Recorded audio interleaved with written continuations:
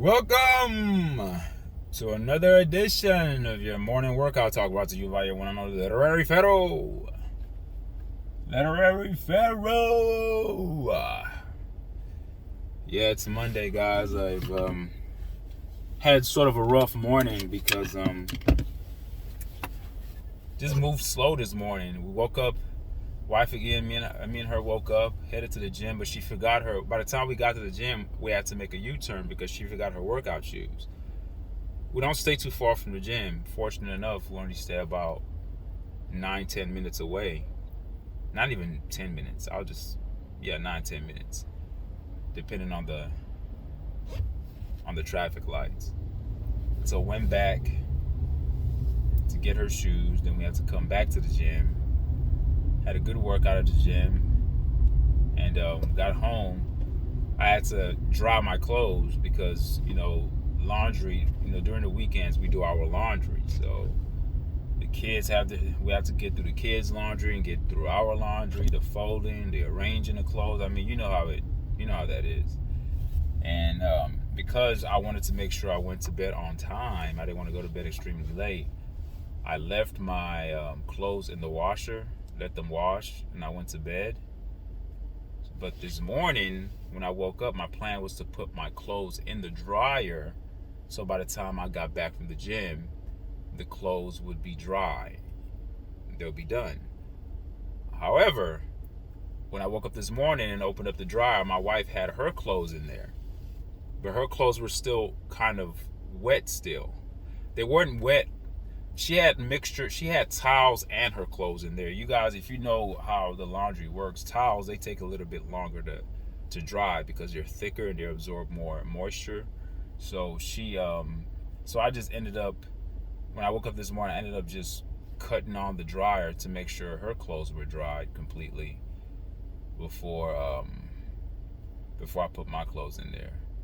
So to make a long story short, when we got back from the gym, showered, but then I had to wait for my clothes to dry. See, this shirt that I'm wearing is a shirt that I wanted to wear. I had some of my long sleeve button down shirts that I wear to work. On days that I have meetings and presentations, I like to dress up this way to be presentable and be professional in the setting that I'm in. So,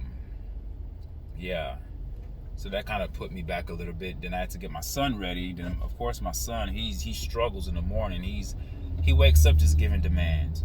I want this. I want that. I'm like, goodness. I said, boy, when you get older, make sure you're super rich so you can have your own personal chef and personal butler.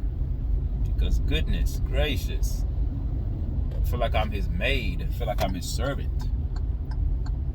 But that's what I did, and then I had to then I got him ready. I'm thinking, okay, it's my turn to get fully dressed. Then he's like, I want lunch. I'm thinking like, so then I had to make his lunch. So the morning was rough, so that's why I'm running late. It's almost 8 o'clock. Usually I'm close to my job at this time, but no stress though. It happens. Life happens. The best part of this is that I got my workout in. I'd rather put it like this. A lot of people have it backwards. They would rather skip on their self-care and risk their lives on the road to get to work on time because they fear being written up for being late, or they don't want to be late, or they think they're going to be fired for being late.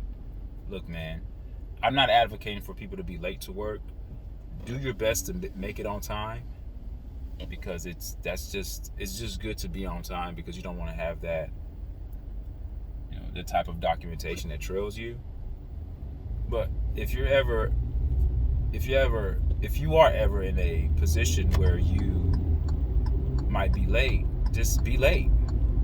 If you are a person that's usually on time, you could be late sometimes. There's no such thing as perfection. People want to be like, I'm always on time. Good for you. You get a cookie for that. Who gives a damn if you're always on time? You're on their time. They're stealing your time anyway. Yeah, I've made plenty of messages to convey that to you guys, that your time is being stolen from you when you go to work. So yeah, today I could have rushed. I could have went a little faster, but I didn't give a damn. I look good. I feel good. I'm not rushing for shit. I'm gonna take my time. And why am I gonna risk my life on the road to get to a place? Why am I gonna rush my son? If my son wanted lunch, I'm gonna pack his lunch. Of course, it pushed me back a little bit, but I packed his lunch. Made him a nice sandwich. Gave him some, sliced him up some apples. Gave him some of these. Forgot the names of these corn cereal. It's supposed to be a healthier version of the traditional cereals that they sell in the stores. Expensive as hell. Like the bag is only about the bag's not that big. It's like $6-7. So I gave him a very economical size, very, very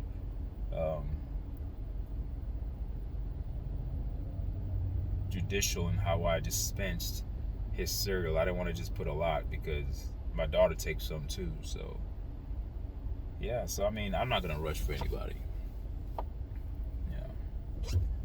You have to be at peace, man. Kings and gods don't rush. They arrive when they arrive. Because I do such a good job at work, no one's gonna, if I was a poor, see that, you have to understand how the game goes and how to play the game. Don't major on the minors. It's a minor making it to work on time. Now, when I say, if you're late, I'm not saying be an hour, 2-3 hours late. That's ridiculous. That's insane. Let's say you have to be at work at 8, and you're in there at 8:15 or 8:10 or even 8:30. 30-minute window. That's fine. Just make sure when you get there, you bust your ass at work. And even on days you make it on time, bust your ass at work. If you are a person that comes late, bust your ass at work when people are watching. When no one's watching, rest. It's something online, they call it quiet quitting. And I'm not against quiet quitting. The reason why people are quietly quitting at work, because work is BS. It's bullshit. That's what it is. It's bull caca. It's bull manure. Whenever something doesn't flow or jive naturally into our psychological construct, then our body's going to have a refuting mechanism. It's going to deny it, and it's going to show. Just like if you take something that's toxic, your body's going to have a response. You're going to feel ill, you're going to feel sick, you're going to feel weird, you're not going to feel normal. Well, that's what happens to the human experience. We are electrical beings. When things are done illogically and things don't go or jive or mesh with our frequencies as human beings, we're going to push back. You're not quietly quitting because you're evil, but the internet, the information age, it likes to paint people as being bad and evil because they go to work and they're still in time. But again, you're not still in time. It's all reversed. Your job is still in your time. We are the commodity. We are the sacred ones. We are the virtuous ones. I said this before on a couple of videos back. They're still in our time. We are it. We are the it factor. We are everything. We are God and God is in us, and we are God and God is me. I am God. God is not outside of me, is in me. Fuck, you still in my time. Get the hell out of here with that nonsense. So people have been, trained to believe that your job is what marks you as a person. Your job identifies you as a person. You are essentially what your job tells you that you are. That's why people poke out their chest. I'm a doctor. I'm a lawyer. I have this company. I don't give a damn what you are. I don't give a damn how much money you make. My only question to you is how do you make people feel? What's your energy like? When you step into a room, are people disgusted or are people happy? And most importantly, how do you treat your wife and kids? How do you treat your wife? How do you treat your family? That's my main go-to. I don't give a damn how much you've accomplished. I don't care how many degrees you have. I don't care if you have 50 doctorate degrees. That doesn't mean anything to me. That's just a social construct made by the hands of men. What man cannot make is, how do you treat people? How humane are you? What would people say about you if I asked them questions about you without you in the room? If they were honest, would they tell the truth and tell how good you are of a person? Or would they just say, hey, this person is a jerk, they're mean, they're arrogant, They're very negative. When they walk into the room, I don't like it. So I have a coworker that I work with. Her name is Felicia. Man, her spirit is wonderful. Wonderful older lady. When she comes into the office, I'm like, oh, I feel good when I see her. But I can't say that for everybody. There's certain people I see, I'm like, you get this little So to me, that's what marks a person's virtue, and what, to me, lets you know what you're worth. What you're worth is not predicated on what you have in your bank account. I could care less what you have in your bank account. You can have -50, you can have insufficient funds. My main mark is, how do you treat your family, your immediate family, your wife and kids, or if you're a woman, your husband and kids. That's it. And I'm not even gonna talk about how do you treat your parents, because sometimes that relationship, when parents come into the picture, especially when you become your own adult and you possess your own things and you have your own family, parents can have a strange way of meddling too much, and they can do things to exacerbate you and frustrate the hell out of you. And sometimes you'll show your frustrations to your parents, and it's not that I'm saying that it's okay to disrespect your parents, and that's not what I'm saying. But my main focus is, how do you treat your parents if you're an adult? How do you treat your wife and kids? Because that's paying it forward. Whatever past things emerged or happened with your mom and dad, leave that in the past. But how are you treating your family now? Your immediate family, your immediate progeny. How are you treating your children, your daughter, your son, your wife, your husband? How are you treating them? So that's it. Just have a healthy view or perception about work. That's the best that I can tell you, is to have a healthy perception and a healthy view about work. Because if you possess an imbalanced perspective about work, then it's going to throw off your entire equilibrium. You're going to be forced to think that work is the end all be all. You know how many times I see people on the road just traveling at high speeds, risking their lives because they're trying to get to work on time? F that. I got older, man. I stopped doing that. Whenever I make it to work, I'm on time. That's the way I look at it. I'm always on time.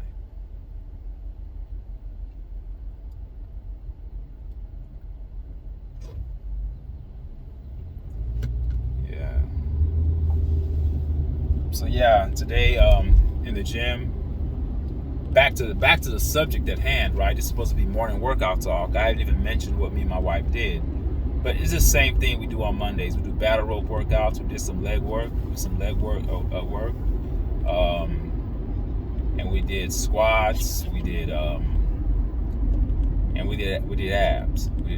So, and then on Sunday we ran. I ran like 3 miles. She ran about 2-point-something miles.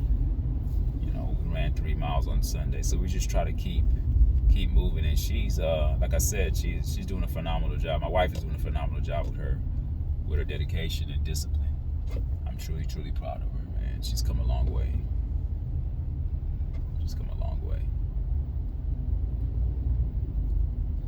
I hope this day goes by really quick. Hope this week goes by really quick.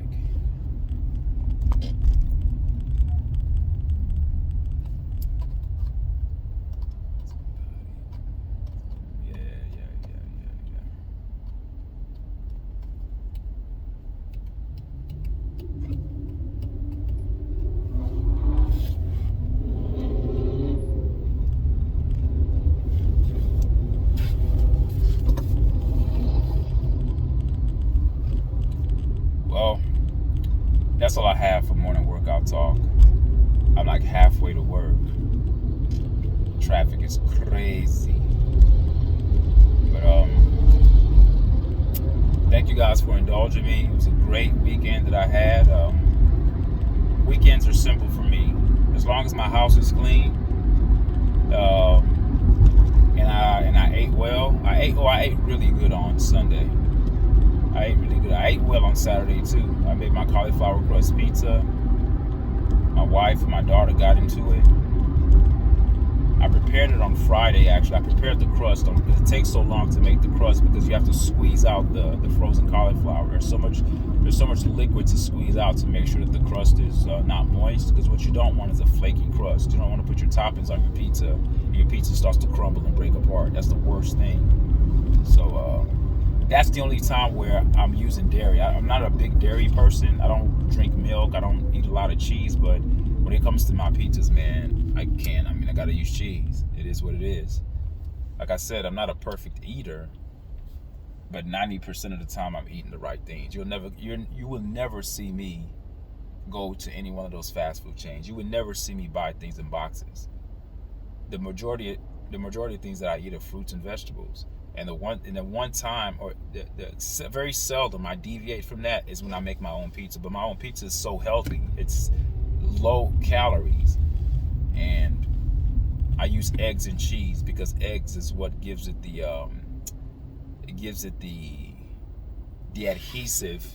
adhesiveness to bind with the cauliflower, with the Parmesan cheese when I make the crust. That's what binds it together to keep it glued together.